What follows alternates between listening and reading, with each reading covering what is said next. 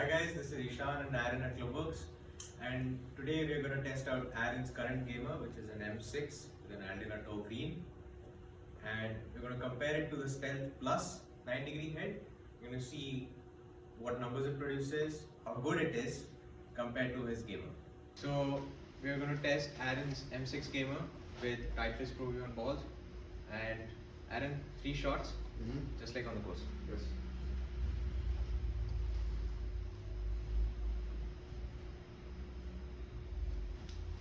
What issues do you generally face on the course? Like, if it's a miss hit, what happens?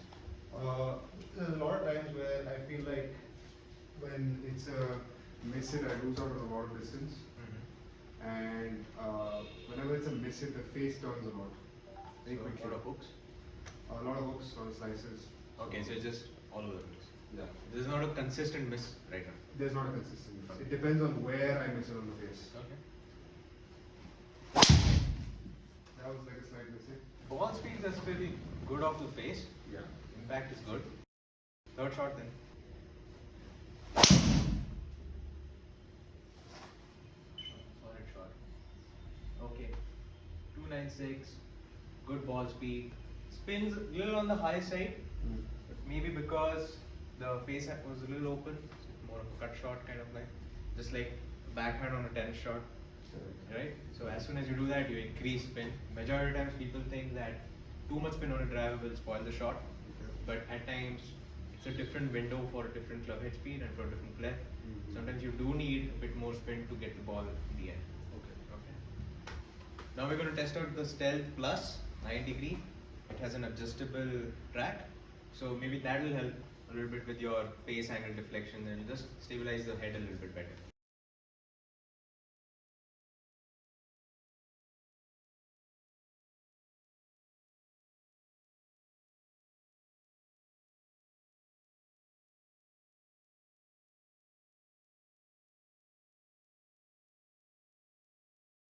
Stealth Plus 9-degree, standard setting, track is at neutral position, in line with the center. Let's see how this goes.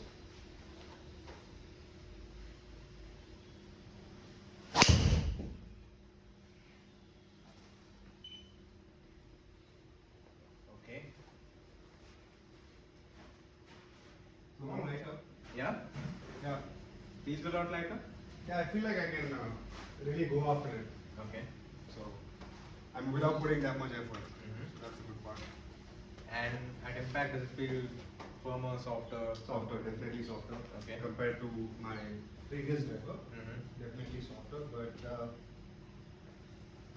Yeah, I mean, if you look at this one, this was high, slightly higher spin compared to your shots. You have a stronger ball flight because generally people might also say that, you know, if it's a draw, it's low spin, doesn't spin that much, won't stay in the air for that long. That's a good 290, it's a solid ball flight. I don't see anything wrong with it.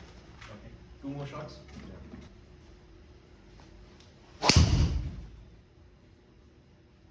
Really trying to hit upon it, or is it just feel like slightly kind of going after it? no, I'm not gonna go after it. Okay. This is Just my on those normal gamers, swing. right? Yeah. You want me to go after one? We'll do that as a 4th shot. It one more like a on-course shot, and then the 4th one can be that. So this is me not going after it.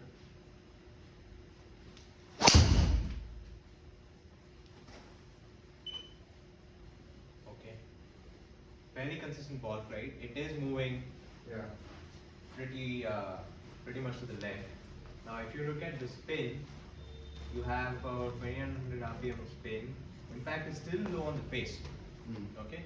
Now, compared to your driver, that's still the case, but it's a little bit more consistent in terms of how the ball flight is working on. Because if you look at this, shape's good, right? It starts a little bit to the right, curves back towards your intended target.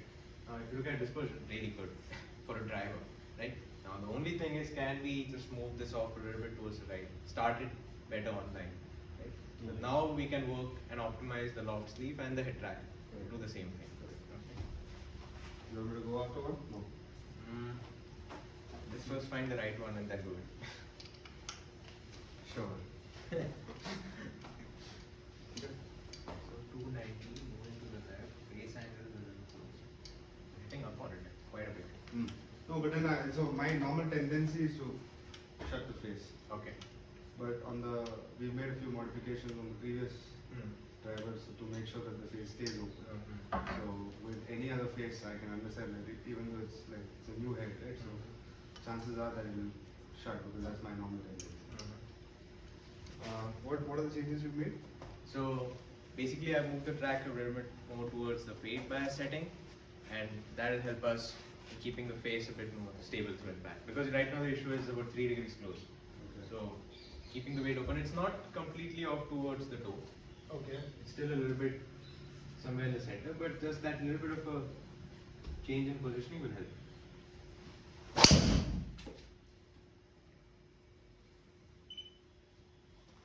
Okay, slightly higher launch. Reduce the curvature a little bit. Yeah. Okay. One more.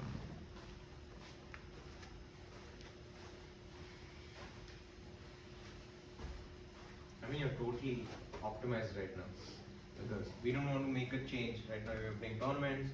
We really don't want to make a change in terms of a complete shaft grip, all that sort of stuff, right? We're just trying to compare heads. So it is working out decent as of now, but let's see. This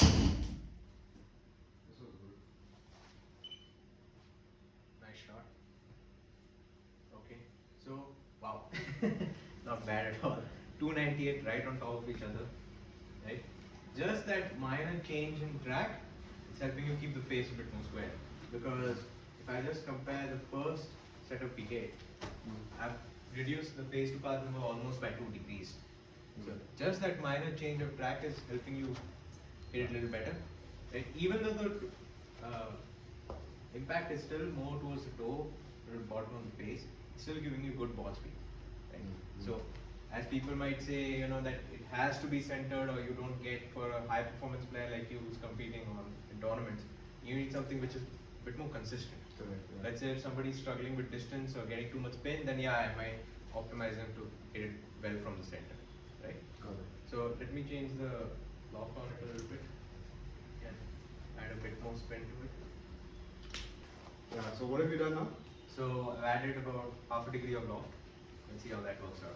Just to increase the spin a little bit more, make it a bit more consistent. So you're already at about 2900 RPM of spin. So people might say, oh, you need to drop it on like 1800, 1700. But it's completely up to the player, what the player is doing.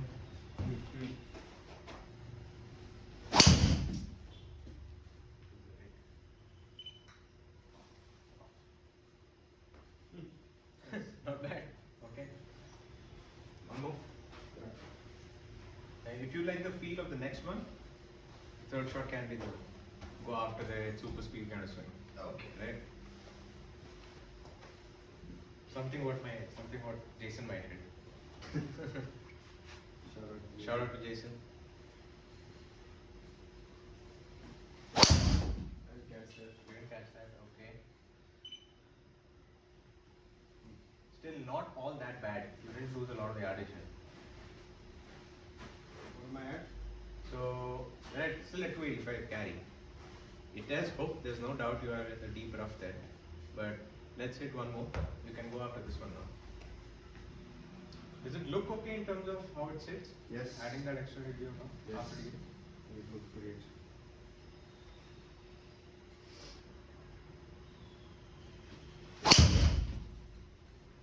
Wow. What's that? Not bad. Right? Good ball speed. Good ball speed, just big jump. Yeah. 5 miles an hour of jump is crazy. It's not a super speed. If you can do that on the coast, you're in a different Super category. speed. Get it at ClubWorks. Right? So 313 carry, and see your spin is still in that range of 2600. Yeah. Generally what we would see is somewhere close to 3500, 3600, where the ball is just ballooning up in the air. Correct. Yeah. It's not going anywhere. Mhm. So one thing which we have noticed doing a few fittings with the new Stealth line is that the spin is definitely low on anywhere you hit on the face. Correct. So that's a good thing. Now, I'm just going to add another degree of lock. Let's see whether that helps. feel like I can swing this a lot faster compared to the M6 head. Reasons being, I haven't been training with super speed for a while.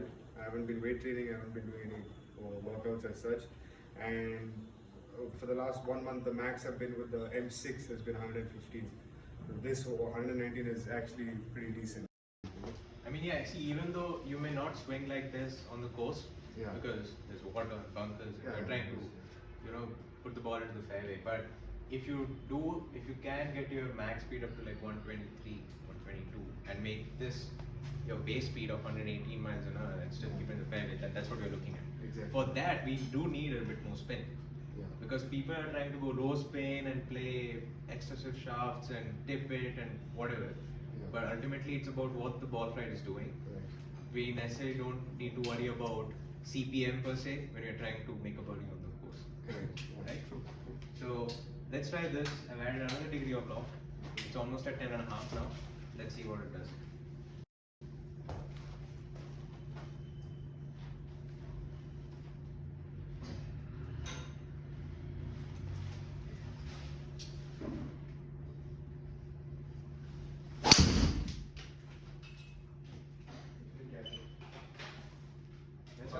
I think that would be the only, I wouldn't say downside, but yeah, it's just different. Honestly, let's say if it's for a mid-handicapper.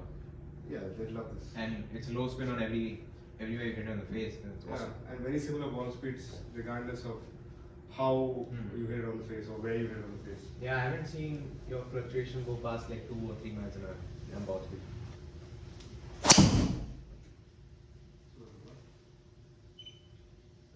Wow. 294 right on the top. Nice. Hit one more. Does this look feel okay because I added a bit more loft? So Yeah, it's fine. I just see more of the face, but it's fine. Okay. It's not that distracting. I mean. And is that red face, like, does it feel a little different in terms of how it sits? Is it? Not really. I mean, It's more contrasting in that sense. Yeah, definitely it is. But I mean, once you keep the club down, it doesn't really make that much of a difference. You don't think about it. No.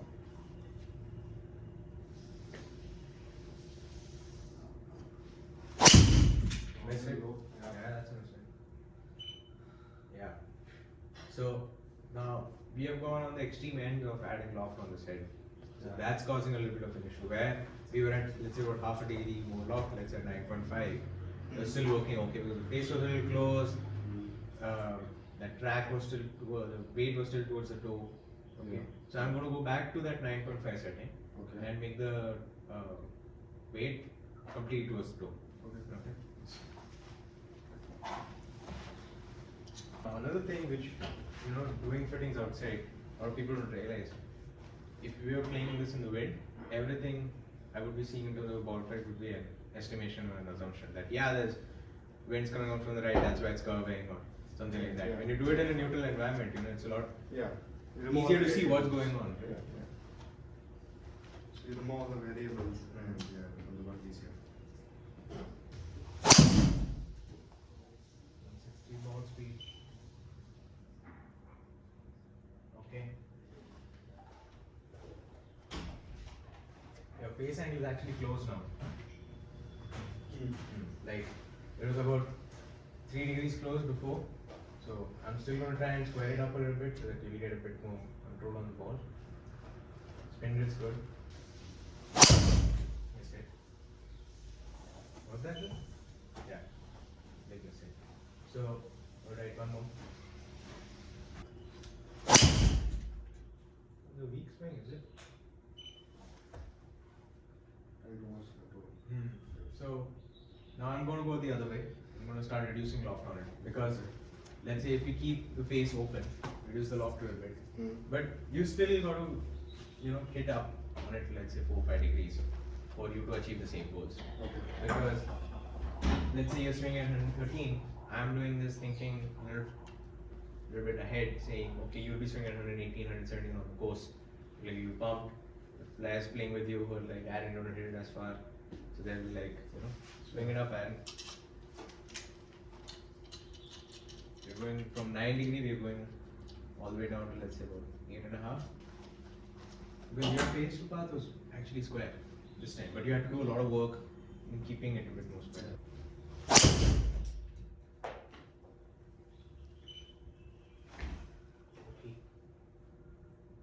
Okay. Still 5.8 degrees up. It's quite a bit.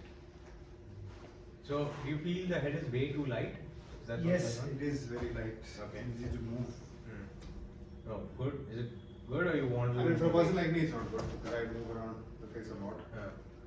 And I move the ball both ways, but I can't control it that easily. So, but yeah, I feel like it's good. It's good that it's light, but for a guy like me, it's not light.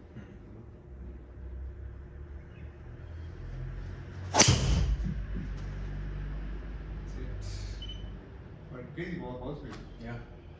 Easy ball speed, you don't miss it. And that's pretty low on the face. Yeah. Launch is good. Spin is not way too low because when you hit it slightly low on the face, spin tends to drop. Yeah. Spin is still okay, you're still in control. Yeah. This was a little left. Already know it. It's not that bad. Wow.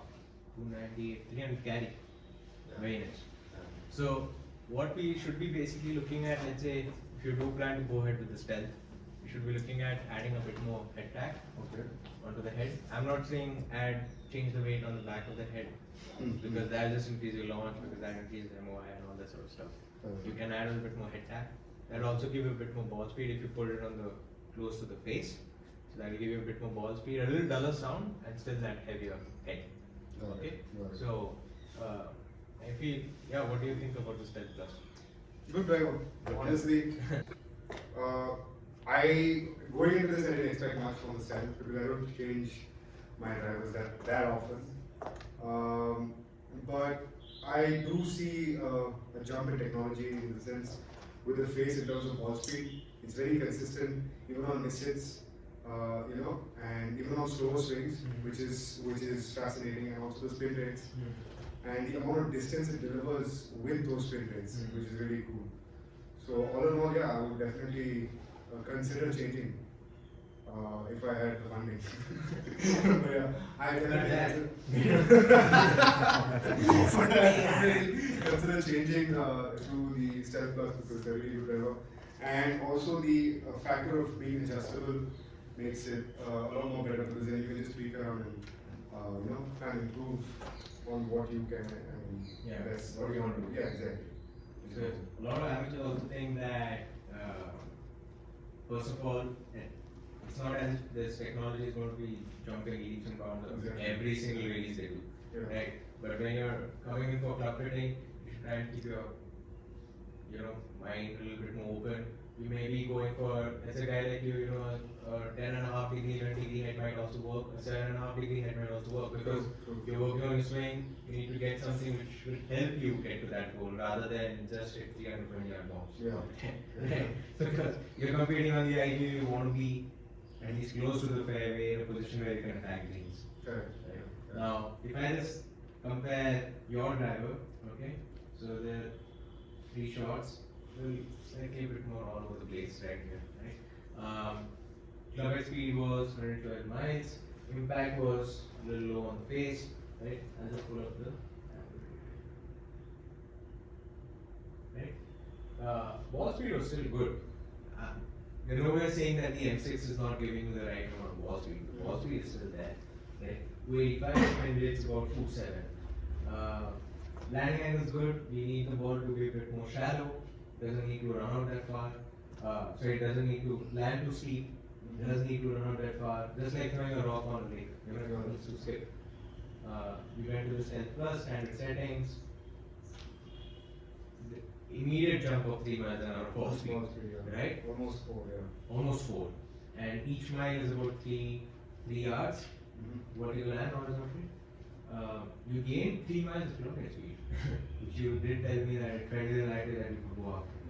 And this was your gamer normal swing. Normal swing. So good stuff. Landing angle is still okay. I mean, and even the height is still okay, even though you gained a bit more consistency of height. Right? Let me look at this one. It's okay. And then we added half a degree of loft. made it a lot better, right? Still, 4 miles of ball speed gain, spins on up a little bit. Now let me play this version. Yeah, I mean, it's so good. Yeah. Now the difference is the track was not complete towards the toe, it was somewhere in between the center and the toe. So that magic combination is Yeah, I think that's what I was saying about the adjustability part. It makes it so much more easier. You can tweak around with the club and get the best results for yourself. You know? And one thing is, yes, the height is a bit higher. It is higher. Okay. Landing angle is a little steep. Okay. But let's say if you are carrying it 300 yards, right, you can select which course you're playing. Right, if you're playing a really dry course and you have a lot of danger ahead above 320 yards, 330 yards your bunkers, you can go to this setting. Let's say if you want you're playing, let's say a course where you're not really worried about running off too much, you can go for the standard setting where it's fine, it's absolutely fine for the ball to run off 50 yards. Right? So yeah, I mean all the other results were good, but nothing really matched up as close to the initial few settings we tried. Right? We moved the weight track around quite a bit. We always have kept it close to the toe because we have a issue of the face closing too much. Yeah, it's okay. I mean, what do you think about, let's say if you had to shift and you get all the funding, would you shift to the sensors? Definitely, I can see technology keeps improving, which is a great thing, and I think the level looks great also. They've done really well with the matte finish on the top, on the ground, and the face, the contrast. But the main thing that I like is the improvement in the ball speed. That is, I think, being so close to the M6, not too far away, in terms of the models, they've done a great job in improving on the ball speed. So, which is great. And as a bit, I really like the fact that regardless of where you're on the face, it's been very consistent. Correct. Yeah. It's not dropping drastically low when you're on the toe, and it's not shooting up like when you're on the tee. True. True. Yeah, good numbers. Okay, thanks. Thank you. Thank you.